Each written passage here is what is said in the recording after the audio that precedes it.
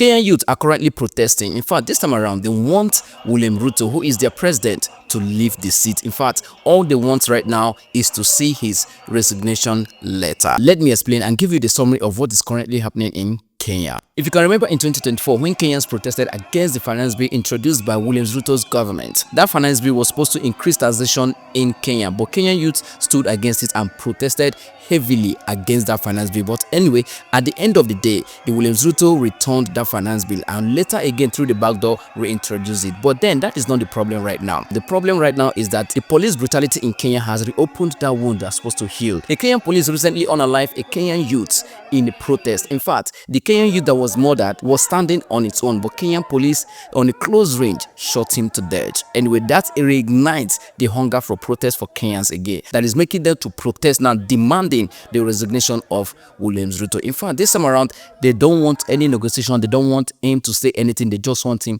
out. So the Kenyan youth took their time to plan the protest. On the 25th of June 2025, they hit the streets of Kenya. While the protest was going on, the Kenyan government banned the broadcast of the protest. In fact, they said that no TV station or radio station should report or broadcast the protest. Anyway, that ban did not stay long, as the Kenyan High Court also reversed that same ban and gave the go-ahead of the radio stations and TV stations to go ahead and broadcast whatever they need to broadcast, as it is in their right to broadcast anything happening in Kenya. As it is in the character of Kenyans to be fearless and to face every challenge with all boldness. As you can see in this video, Kenyan youth trying to quench tear gas being shot at them by the Kenyan police. In fact, Kenyan youth have met a lot of pushback by the Kenyan police, by tear gas, and also showing live ammunition being shot at them by the same police. So the Kenyan youth has sworn with their life that they will never stop or rest until William Ruto leave that office and another person assume it. Now, to make the matter worse, the Kenyan police are no longer scared of camera as it is before. You know, before now, during protests, if you want to snap them, they hide their face and probably maybe destroy your camera and all that. But this time around, they are not scared. They've even gone further to even assault people